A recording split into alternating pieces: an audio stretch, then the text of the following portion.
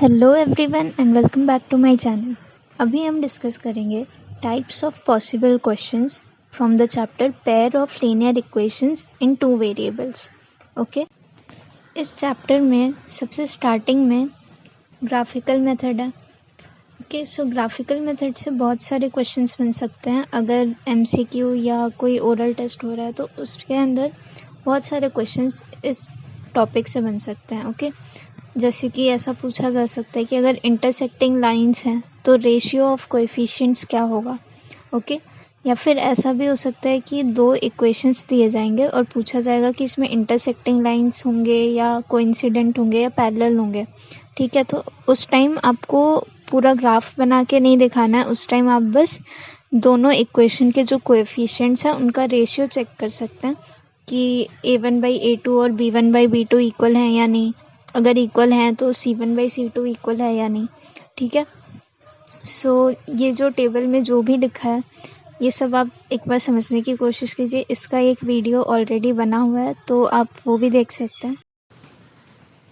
एक और बहुत ही इम्पॉर्टेंट क्वेश्चन है कि pair of linear equations in two variables क्या होता है, तो आपको इसका डेफिनेशन बताना पड़ेगा। तो pair of linear equations in two variables को आप कैसे डिफाइन कर सकते हैं? They are a system of equations, okay, with highest power 1, which is the degree. Okay, highest power is degree, and there are only two variables in these equations.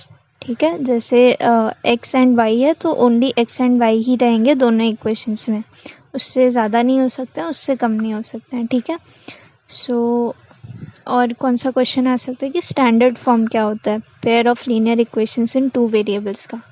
ठीक है, तो वहाँ पे आपको ऐसे बताना होगा कि a1x plus b1y plus c1 is equal to 0 and a2x plus b2y plus c2 is equal to 0। ठीक है, where a1, b1, a2 and b2 are not equal to 0। ठीक है, ऐसा क्यों है? क्योंकि अगर इनमें से कोई भी 0 हो जाएगा तो ये टू वेरिएबल्स वाला इक्वेशन नहीं होगा, है ना। Next is consistent and inconsistent equations. So ये बहुत ही ईजी है। इनकंसिस्टेंट इक्वेशंस में क्या होता है कि उसके कोई सॉल्यूशंस नहीं होता है। ठीक है, दो इक्वेशंस दिए जाएंगे तो दोनों में कोई भी पॉइंट कॉमन नहीं होगा। Okay, these lines will not be intersecting neither overlapping. Okay, parallel lines बनेगी। सो हम ये भी कह सकते हैं कि इनकंसिस्टेंट इक्वेशंस में हमेशा पैरेलल लाइंस बनती हैं क्योंकि दे हैव नो सॉल्यूशंस। ठीक, और कंसिस्टेंट इक्वेशंस क्या होता है? इसी का अपोजिट होता है। उसमें वन सॉल्यूशन भी हो सकता है एंड वन से ज़्यादा भी हो सकता है। नेक्स्ट पूछा जा सकता है कि सब्स्टिट्यूशन मेथड का मेथड क्या होता है पूरा। ठीक है, तो ये बहुत ही ईजी है।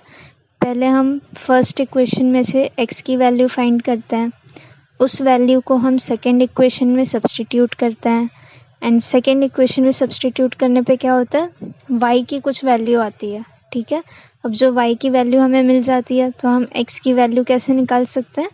किसी भी इक्वेशन में हम पुट कर देंगे y को, फर्स्ट में या सेकेंड में भी, तो भी हमारा x का वैल्यू आ जाएगा। ओके, इसका भी एक वीडियो है, आप वो भी देख सकते हैं। Then there is elimination method. ठीक है, इसमें क्या करना होता है, हमें किसी भी एक वेरिएबल को पहले एलिमिनेट करना पड़ता है। एलिमिनेट करने के लिए हम क्या करते हैं, सब्ट्रैक्ट। और सब्ट्रैक्ट करने के लिए क्या होता है कि हम x या y दोनों में से किसी एक का कोएफिशिएंट दोनों इक्वेशन में इक्वल करते हैं। ठीक है, या तो x का कोएफिशिएंट दोनों में इक्वल होगा या तो y का कोएफिशिएंट दोनों में इक्वल होगा। इसका भी एक वीडियो आप वो भी जाके देख सकते हैं। सो अब जब ऐसा होता है उसके बाद हम सब्ट्रैक्ट करते हैं। सब्ट्रैक्ट करने पे क्या होगा कि x या y जो भी आपने चूज़ किया था वो एलिमिनेट हो जाएगा। तो अब y की एक वैल्यू आ जाएगी और उसको फिर सेम जैसे हमने सब्स्टिट्यूशन में किया था वैसे ही वापस से फर्स्ट या सेकेंड इक्वेशन में पुट करके x की वैल्यू निकाल लेंगे। ठीक है, इसकी कुछ क्वेश्चंस आप प्रैक्टिस कर सकते हैं। Then there is cross multiplication method. ठीक है, इसकी वीडियो अभी आई नहीं है, आ जाएगी चैनल पे। सो इसमें क्या है कि ये एक नीचे जो फार्मूला दिया हुआ है, ये फार्मूला कहाँ से आया है वो भी हम डिस्कस कर लेंगे बाद में।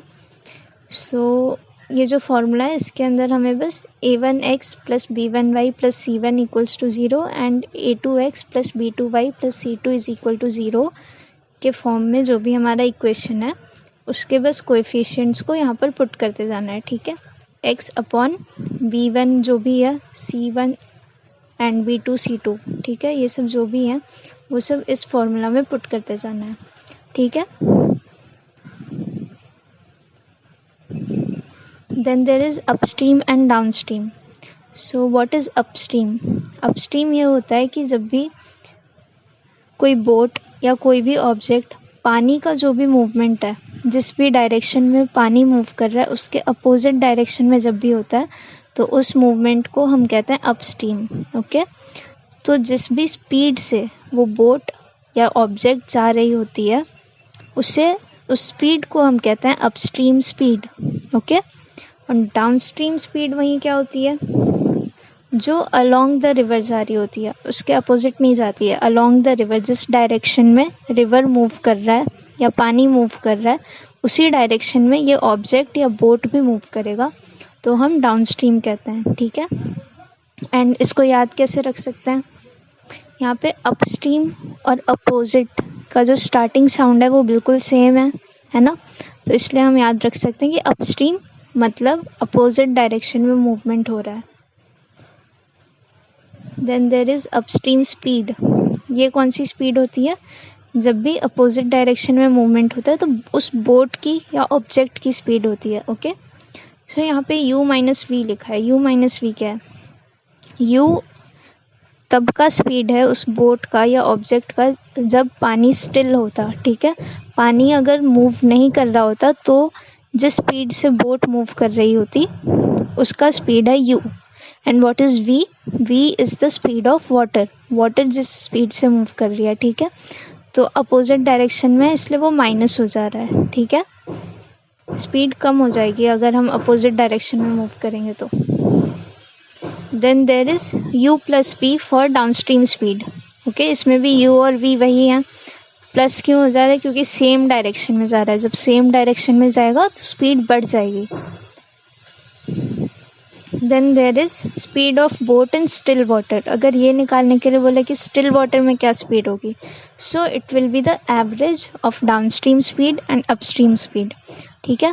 ये लास्ट के 2 टॉपिक्स पे वीडियोस आ जाएंगे, cross multiplication and upstream downstream पे। So I hope this was clear. If there is any doubt please comment down below. Thank you.